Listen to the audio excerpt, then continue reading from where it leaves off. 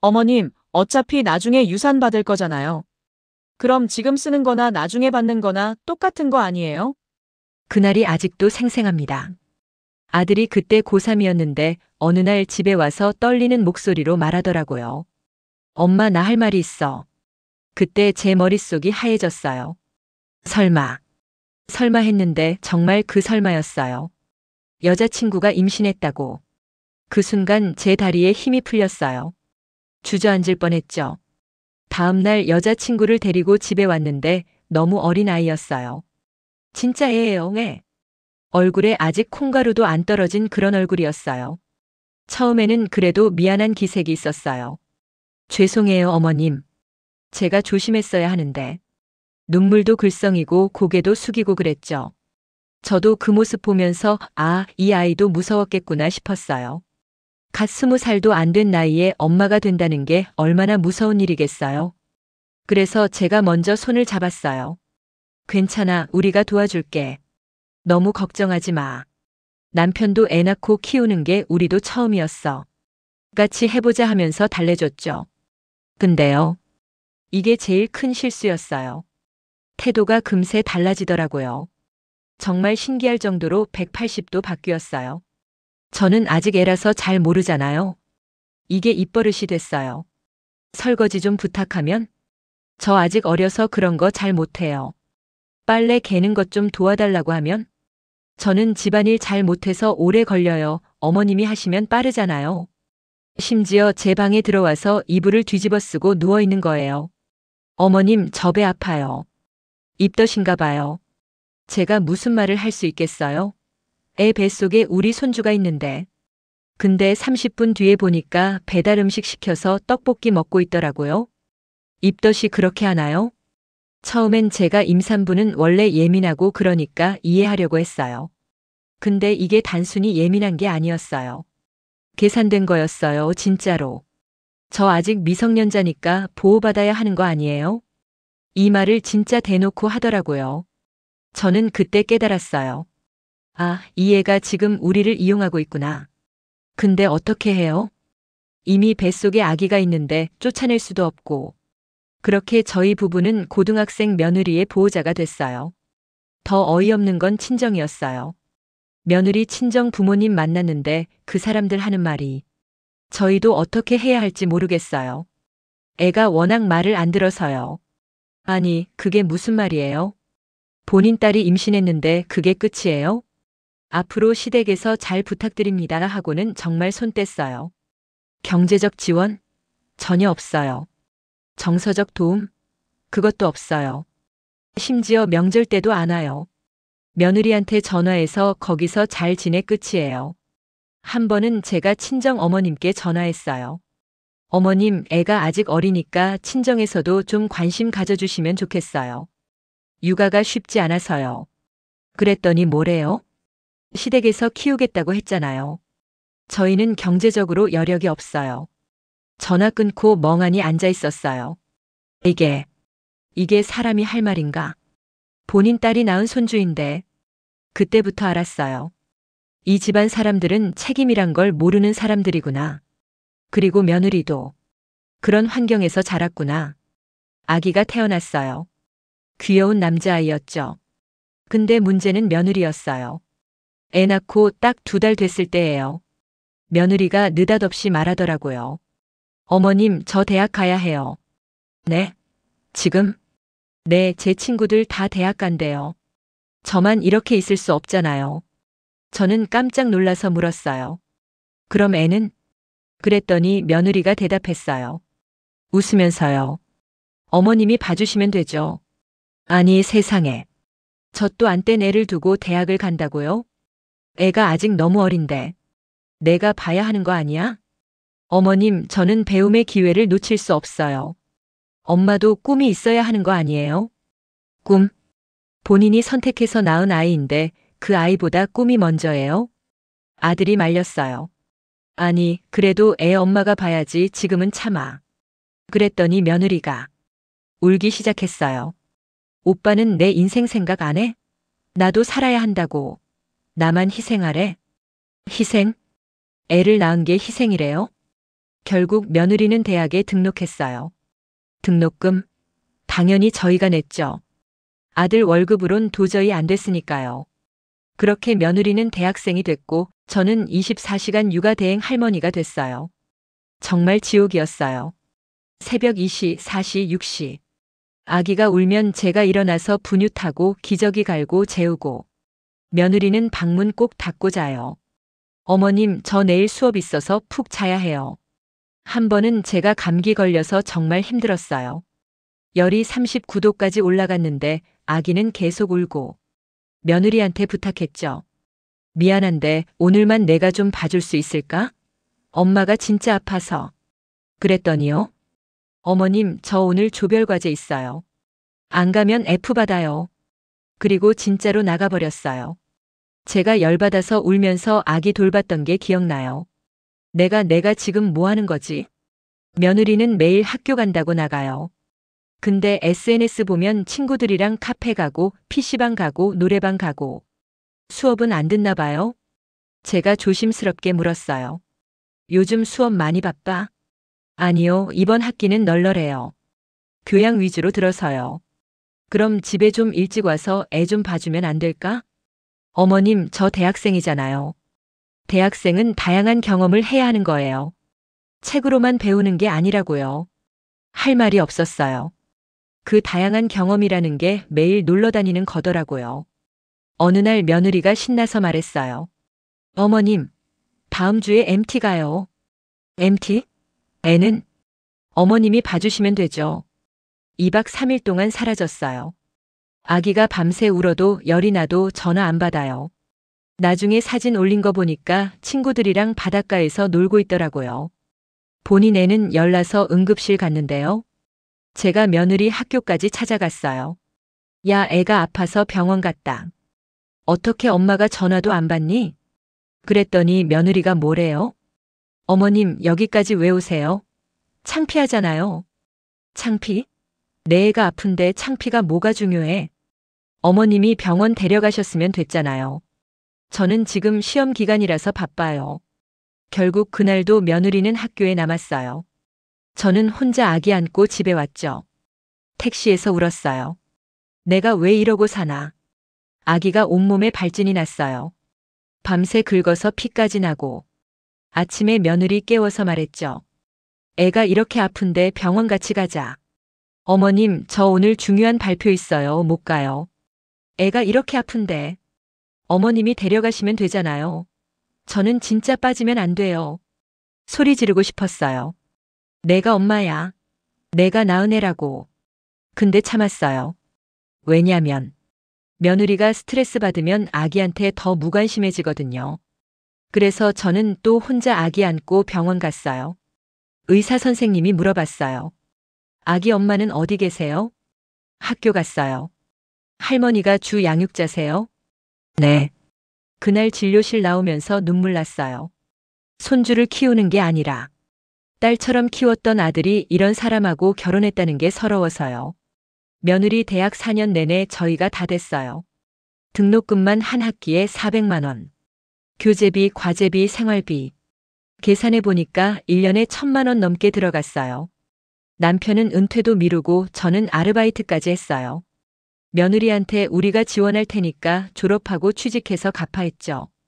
그랬더니 며느리가 뭐래요? 어머님, 요즘 시대에 빚 갚으라고 돈 주는 사람 없어요. 그냥 주는 거죠. 기가 막혔어요. 고마워하는 건 고사하고 당연하다는 듯이 받아요. 심지어 친구들 만나면 이렇게 말한대요. 우리 남편이 다 지원해줘요. 남편 덕분에 학교 다녀요. 남편? 아들은 20대 초반에 생활비 벌기도 빠듯한데요. 모든 돈은 저희가 댔는데 공은 아들이 가져가요. 한 번은 제가 참다 못해 물었어요.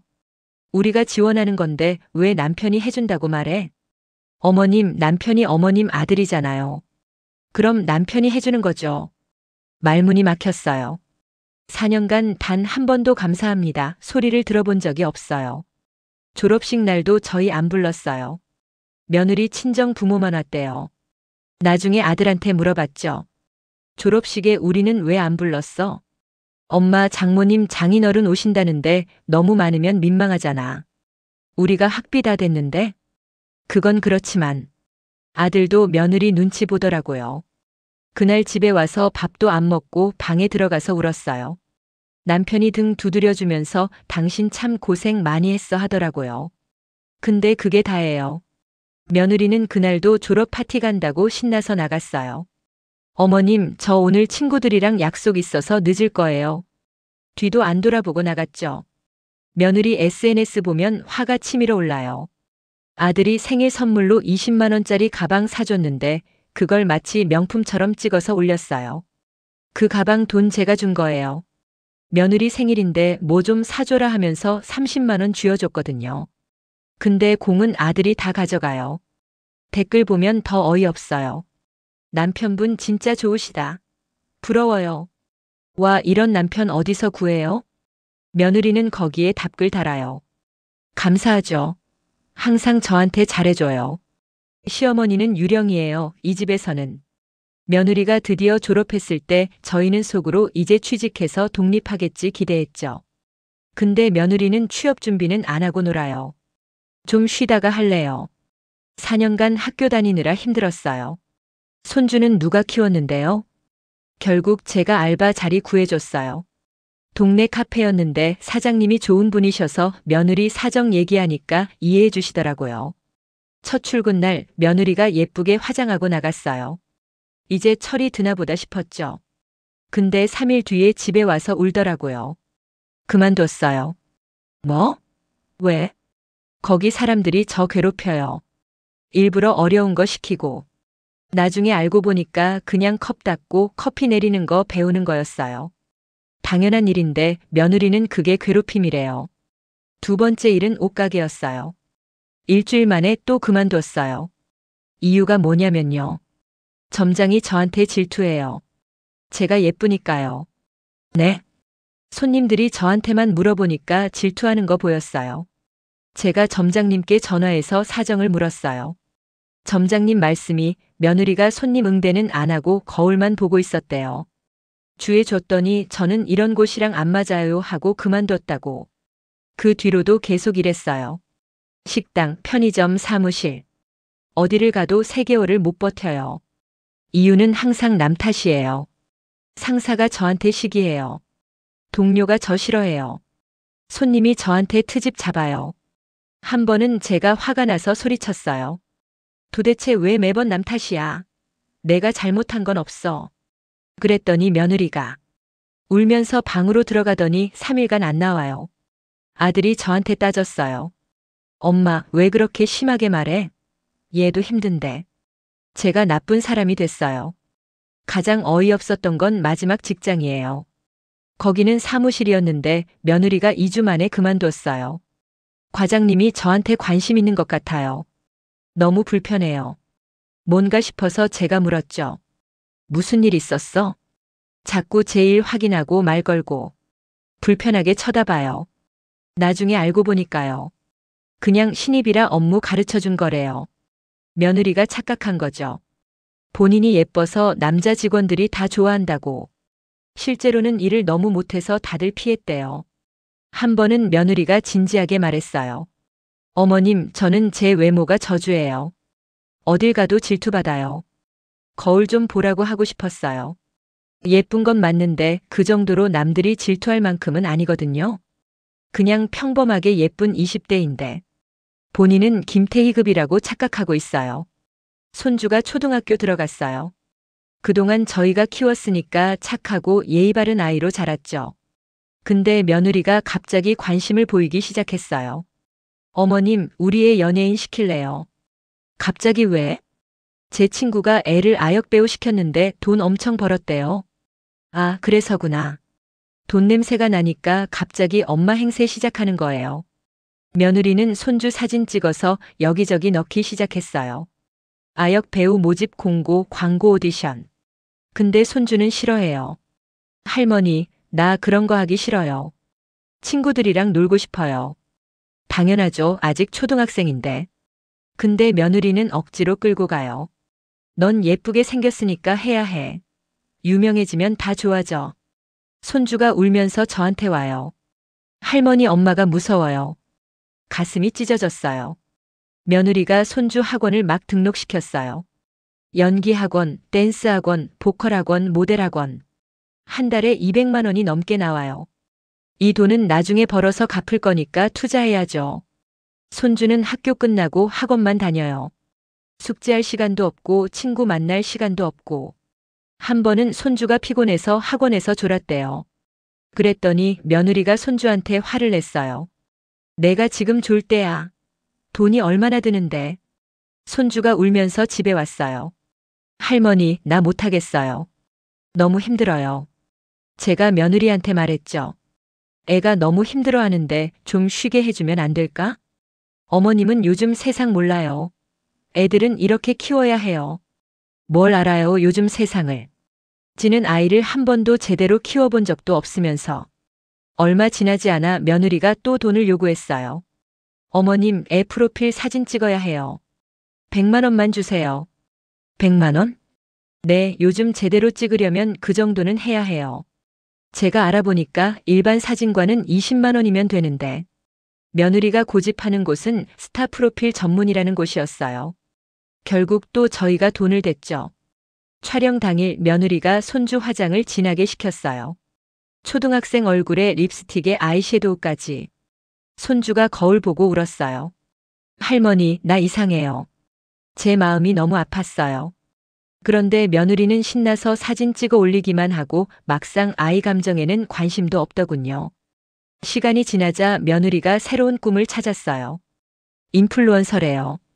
요즘은 유튜버, 인스타그래머가 돈 벌어요. 그러면서 매일 밖으로 나가기 시작했어요. 어디가? 콘텐츠 촬영하러 가요. 애는? 어머님이 봐주시면 되죠.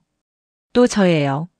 며느리는 매일 카페 투어, 맛집 투어, 쇼핑 투어. 그러면서 사진 찍고 영상 찍고. 근데 정작 집에서는 아무것도 안 해요. 손주 숙제 봐주는 것도 제 몫이에요. 한 번은 손주가 엄마한테 물어봤어요. 엄마, 이 문제 좀 가르쳐 줘. 엄마 지금 바빠. 할머니한테 물어봐. 근데 엄마는 대학도 나왔잖아. 엄마는 지금 일하는 중이야. 넌 할머니한테 배워. 손주가 실망한 얼굴로 저한테 왔어요. 할머니, 엄마는 항상 바빠요. 제 가슴이 미어졌어요. 며느리 SNS 계정을 봤어요. 매일 셀카 올리고, 맛집 사진을 올리고. 근데 사진도 별로 안 예쁘고 글도 재미없어요. 댓글도 거의 안 달려요. 가끔 친구가 예쁘다 하면. 며느리가 엄청 좋아하면서 댓글 10개씩 답해요. 고마워. 너도 예뻐. 우리 조만간 또 만나자. 그러면서 계속 올려요. 근데 조회수는 2030회. 그게 현실이에요. 그런데도 며느리는 꿈을 안 포기해요. 아직 시작 단계라서 그래요. 곧 떡상할 거예요. 떡상? 벌써 2년째인데요. 어느 날 며느리가 와서 말했어요. 어머님, 카메라 좀 사주세요. 카메라? 핸드폰으로 찍으면 되잖아. 요즘 누가 핸드폰으로 찍어요? 제대로 하려면 좋은 장비가 필요해요. 얼마인데? 150만 원이요. 뭐라고요? 150만 원짜리 카메라를 왜 사야 해? 이거 사면 제 채널이 떡상해요. 화질이 달라지거든요. 근데 지금 구독자가 몇 명인데? 아직 120명이지만 곧 늘어날 거예요. 말이 안 되잖아요. 120명 구독자에게 150만 원 카메라라니. 제가 거절했죠. 안 돼, 그건 너무 비싸. 그랬더니 며느리가 남편한테 울면서 전화해요. 오빠, 나 진짜 하고 싶은데 어머님이 안 사주셔. 나 꿈도 못 펴. 결국 남편이 저한테 부탁했어요. 엄마, 얘가 너무 힘들어하는데 이번만. 너희 돈으로 사. 엄마, 우리 돈으론 힘들어. 제발 부탁이야. 결국 제가 졌어요. 제 노후 자금에서 150만 원 뺏어줬죠. 며느리가 카메라 받고 신나서. 어머님 감사해요. 아니에요. 이제 제대로 시작할 수 있어요. 이거였어요. 감사는 개뿔. 카메라 산 뒤로 더 심해졌어요. 며느리가 방에서 하루 종일 편집해요. 밥 먹어라. 어머님, 지금 편집 중이에요. 나중에 먹을게요. 손주가 아파도. 엄마, 나 배 아파. 엄마 바빠 할머니한테 가. 빨래, 청소, 설거지. 전부 제 몫이에요. 며느리는 자기 방에서 클릭질만 해요. 그렇게 만든 영상 조회수 50회. 댓글 2개. 그것도 친구들이 달아준 거예요. 근데 며느리는 그거 보면서 좋아해요. 봤죠? 반응 왔죠? 조금씩 늘고 있어요. 현실을 모르는 거예요. 아들은 하루도 안 쉬고 일해요. 주말에도 알바하고. 근데 그 돈으론 생활이 안 돼요. 왜냐면 며느리가 너무 많이 쓰거든요. 아역 준비비요. 촬영 소품 사야 해요. 협찬 받으려면 옷도 좋은 걸 입어야죠. 그렇게 매달 적자가 나요. 그럼 누구한테 연락하겠어요? 저희한테죠. 어머님, 이번 달 생활비가 좀 부족해서요. 매달 50만 원씩 보태줘요. 저희 노후 자금이 점점 사라지고 있어요. 남편이 한숨 쉬면서 말했어요. 우리 은퇴는 글렀어. 맞아요. 우리 은퇴는 없어요. 며느리 꿈 펼치느라 우리 노후가 사라지고 있어요. 얼마 전에는 우연히 며느리 옷장을 봤어요. 옷이 가득해요. 다 새 옷들이에요. 이거 언제 샀어? 좀 전에요. 돈은 어디서? 생활비에서요. 생활비? 그 생활비가 저희 노후 자금인데요. 며느리는 아무렇지 않게 말해요. 어머님, 요즘 사람들은 다 입고 다니는 옷이에요. 명품은 아니지만 이 정도는 사야죠. 이 정도가 얼마냐면 한 벌에 30만 원짜리예요. 옷장에 20벌은 있어요. 제가 며느리한테 제안했어요. 간호조무사 자격증이라도 따볼까? 취업도 잘 되고. 어머님, 저는 그런 일 못해요. 왜? 힘들잖아요. 저는 체력이 약해요. 체력? 매일 카페 돌아다니면서 사진 찍는 체력은 있으면서요? 그럼 사무직은 어때? 컴퓨터 학원 다니면. 저는 사무실 일도 안 맞아요. 앉아만 있는 거 답답해요. 그럼 뭐가 맞는데? 저는 창의적인 일이 맞아요. SNS, 유튜브 이런 거요. 3년째 구독자 120명인 사람이요? 제가 좀 더 강하게 말했어요. 그럼 당장 돈이라도 벌어야 하지 않겠어? 그랬더니 며느리가 울기 시작했어요. 어머님은 제 꿈을 무시하세요. 저도 하고 싶은 게 있어요. 그리고 방으로 들어가서 문 쾅 닫았죠. 남편이 며느리한테 말했어요. 마트 계산대는 어때? 시간제로라도. 며느리가 비웃듯이 말했어요. 아버님, 요즘 누가 그런 일 해요? 뭐? 다 자기 브랜드 갖고 살아요. 저도 제 브랜드 만들고 있다고요. 브랜드? 팔로워 120명이 브랜드예요. 남편이 화가 나서 목소리를 높였어요. 3년째 준비야? 성공하는 데 시간이 걸리는 거잖아요. 결국 남편도 지쳐서 나갔어요. 머리가 아프다면서요. 제가 마지막으로 진심을 다해 말했어요. 얘야, 현실을 좀 봐. 지금 내 나이가 30이야. 아직 늦지 않았어. 지금이라도 뭐라도 배워서. 며느리가 저를 보며 말했어요. 웃으면서요. 어머님은 옛날 사람이라 몰라요. 요즘은 다들 이렇게 살아요. 뭐? 인플루언서, 유튜버 이런 걸로 성공하는 시대라고요. 평범한 직장은 의미 없어요. 그래도 지금 돈이 어머님 세대랑 다르다니까요. 요즘은 SNS가 곧 직업이에요. 말을 끊고 나가버렸어요. 그 뒷모습을 보면서 느꼈어요. 이 사람은 절대 변하지 않겠구나. 며느리가 요즘 나가는 모임이 생겼어요. 아역 학원에서 만난 부자 엄마들이래요. 어머님, 오늘 압구정에서 모임 있어요. 또 네트워킹이 중요해요. 정보 교류도 하고. 정보 교류? 나중에 알고 보니까 그냥 수다 떠는 거더라고요. 며느리 SNS 보니까 사진 올렸어요. 청담동 고급 카페에서 찍은 사진. 오늘도 좋은 언니들과 해시태그 청담동, 해시태그 압구정, 해시태그 엄마 모임. 그 카페 커피가 얼마냐면 한 잔에 10,000원이에요. 제가 물었죠. 그 돈은 어디서나? 생활비에서요. 또 우리 돈이에요. 며느리 SNS는 완전히 바뀌었어요. 예전엔 동네 카페였는데 요즘은 청담동, 압구정, 한남동. 오늘의 브런치 해시태그 한남동 맛집. 사진 보니까 브런치가 3만 원. 시그니처 커피 해시태그 청담동 카페 해시태그 힐링. 커피가 10,000원. 일주일에 3번은 가요. 한 달이면 얼마예요? 30만 원 넘게 카페에만 쓰는 거예요. 제가 참다 못해 말했어요. 그 돈이면 손주 학원비 보태는 건데. 어머님, 이게 다 투자예요. 이런 사람들이랑 친해지면 좋은 정보 얻잖아요. 무슨 정보? 그냥 자랑질하고 허세 떠는 거면서. 여전히 며느리는 매일 밖에 나가요. 청소? 안 해요. 빨래? 안 해요. 요리? 당연히 안 해요. 집안일은 전부 제 몫이에요.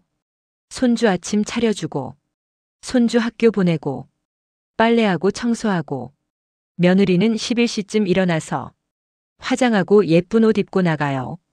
어머님, 저녁은 알아서 드세요. 저 오늘 모임 있어요. 그리고 밤 10시에 들어와요. 손주는 이미 자는 시간이에요. 며느리는 손주 얼굴도 안 보는 날이 많아요.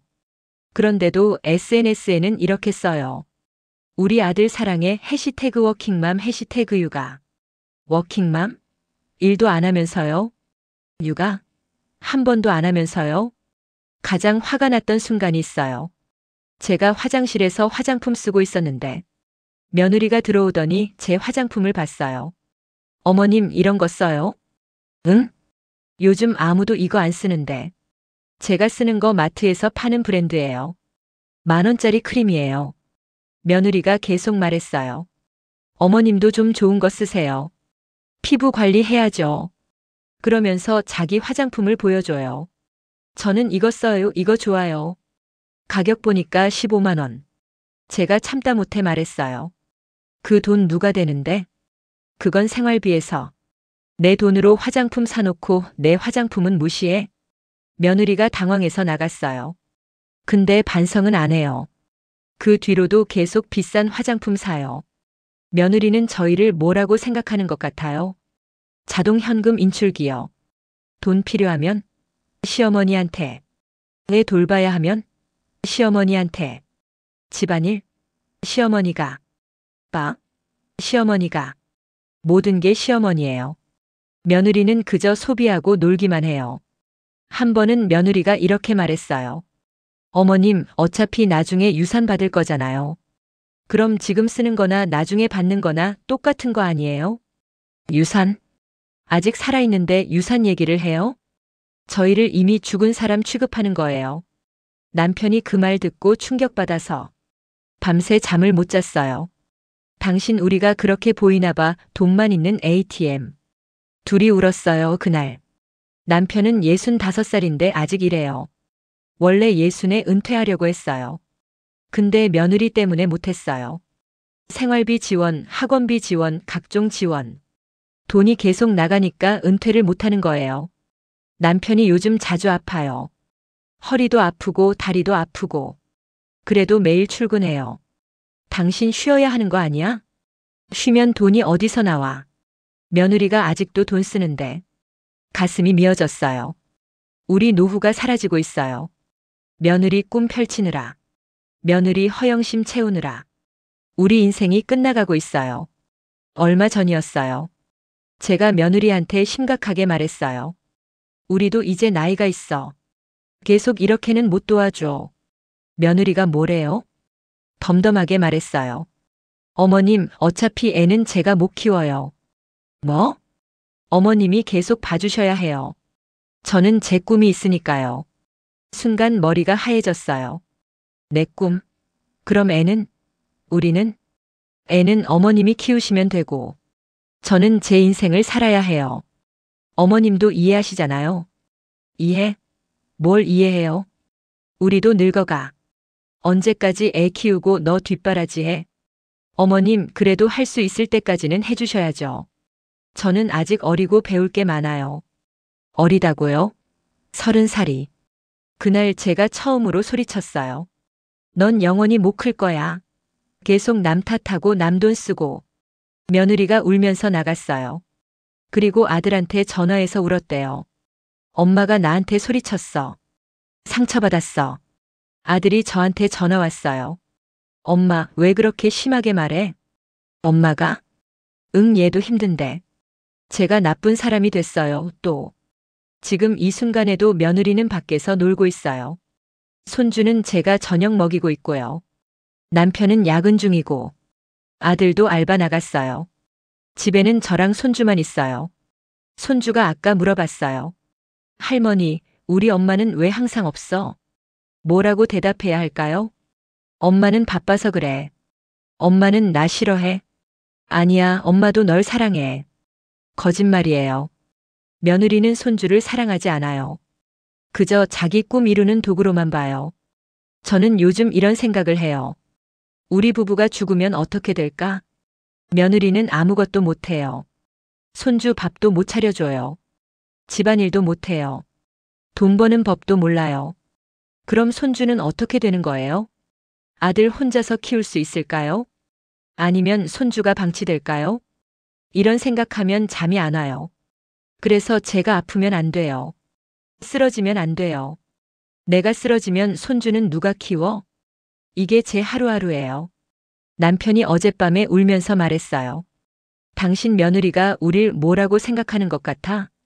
연구 지원 시스템, 노후보험? 맞는 말이에요. 며느리는 저희가 죽을 때까지 지원해 줄 거라고 생각해요. 그게 당연한 권리라고 생각해요. 한 번도 감사하다고 한 적 없어요. 한 번도 미안하다고 한 적 없어요. 그저 받는 게 당연한 거예요. 며느리 머릿속에는 이런 그림이 있는 것 같아요. 시부모가 돈 대주고 애 키워주고 집안일 해주면 나는 내 꿈만 쫓으면 돼. 우리는 며느리의 보조장치예요. 며느리가 편하게 살기 위한 도구예요. 아들도 변했어요. 예전에는 효자였는데 며느리 만나고 나서 달라졌어요. 며느리 눈치만 봐요.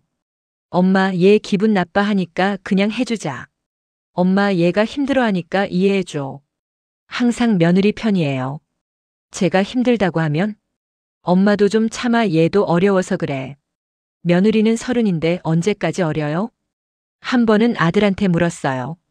너 결혼 후회 안 해? 엄마 그게 무슨 말이야? 솔직하게 말해봐. 아들이 한참 있다가 말했어요.